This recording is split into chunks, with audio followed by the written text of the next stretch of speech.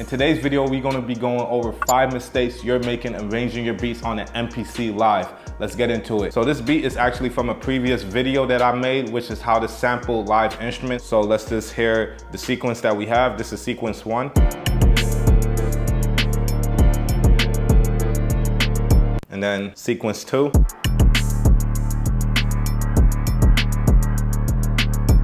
And then the third sequence.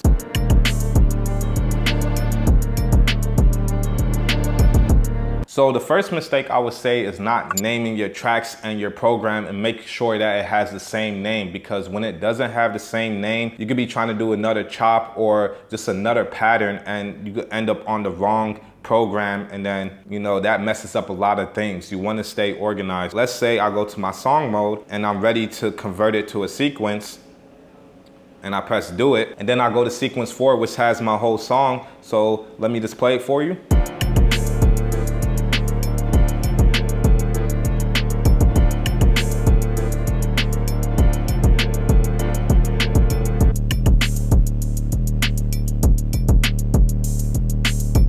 Now you can hear that I don't have my second part nor my third part if I played it longer. Let's actually go to verse 2 and look at where the melody is playing.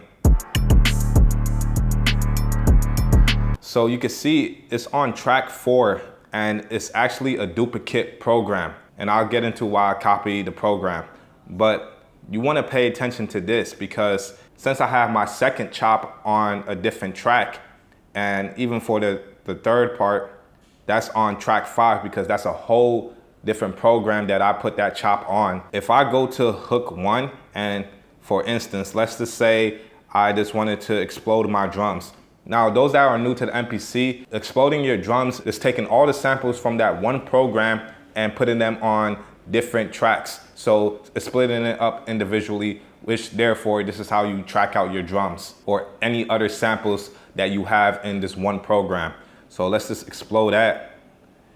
So now that I have that explode, now you see my kicks is on track 4, and then I also have my snare on track 5. It copied over the samples that I had on track 4 and track 5. Now this actually goes into mistake number 2, which is not making sure your drums and your program are aligned with each other, because if my drums and my program were aligned with each other and I named them as well, then this mistake wouldn't happen where I would have my track out of my drums on track 4. So let's actually flip to another screen. Now, as you can see, I have my chop 1, I have my drums, I have my 808, and then I also name track 4 as chop 1 copy, because remember I duplicated my chop. Now, if I look at my verse 1, that's still the same. If I look at my verse 2, that's still the same. So I made sure I went through and copied it. Now you wouldn't have to go through all of that if you organize your first sequence from the beginning. If you know you're gonna have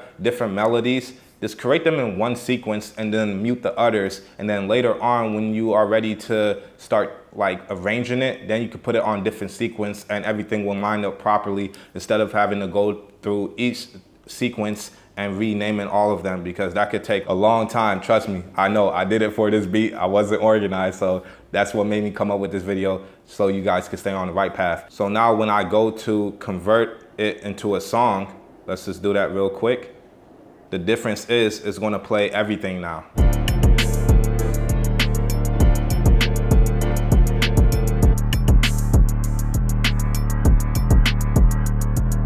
That's mistake number 2. Make sure your tracks and your program are named the same. Now, mistake number 3 is not cutting off your sample tails. Now, what I mean by the sample tails, let's go to verse 2 real quick. I'm gonna press play.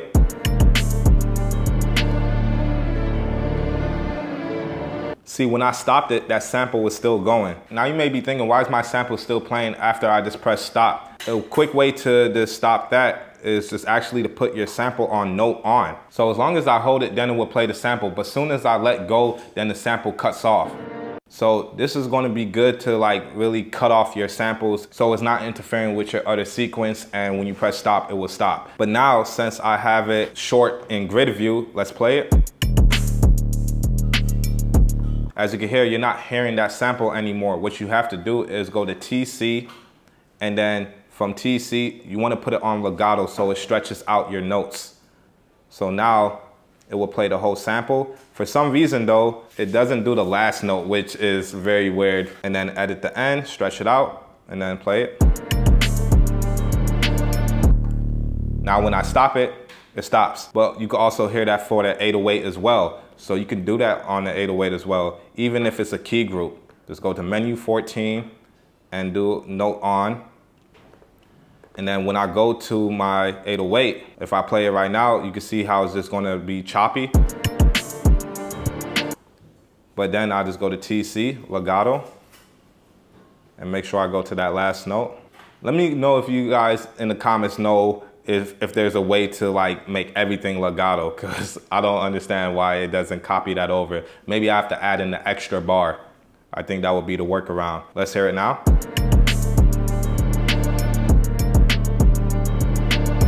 There you go, and then I stop it, nothing else plays. So when I go to do my song, nothing's gonna bleed over to the next sequence. But keep in mind, if you're not doing this from the beginning, you're gonna have to do that for every other sequence. So that's why I say it's good to work with one sequence until you're ready to arrange it into other sequences. Now, mistake number 4 is not making copies to your program. And the reason why I copied this program over is because I have effects on it, which makes it sound like this. Now, if I didn't copy over that program and I just put it on chop 1 will also be affected in the other sequence. Just because you go to a different sequence, the effects still cross over. So it still has its advantage and its disadvantage. The only disadvantage is that if you didn't prepare that in the beginning, then it's gonna hinder your arranging process later on. For my last tip is not arranging your song in a well-structured way as a songwriter would. Now, I know a lot of producers are more familiar with how to arrange it in a DAW because it's just more linear, like FL Studio, you're just able to just place anything anywhere. But actually in the songwriting process, the songwriter is thinking about in blocks. They're thinking about, okay, this is the intro, this is my hook, I'm gonna write my verse. So for me, when I hear this part, that sounds like the hook to me, because if you listen to any other sequence like this one, this sounds like the verse because it got that filter, and with that filter, it allows the rapper to have more space in the frequency spectrum because it's not clogging up the mid frequencies. You know, it's kind of like it's a low pass filter on it. And for the third part, it's kind of like telling the story. It's kind of like a lead. That's how I kind of distinguish what is going to be the hook and what's going to be the verse. Getting used to how the MPC format works when arranging your beats in song mode is actually going to be helpful for your career, because then you would know how to structure songs. So basic structure, you would just do the intro, the hook, the verse, and then you could just repeat it. If you're in the like trap genre, don't think too much about your arrangement. Arrangement is just more so a vibe. There you have it for this video, you guys. These are just a few tips that I use when it comes to arranging my beats. So thanks and peace.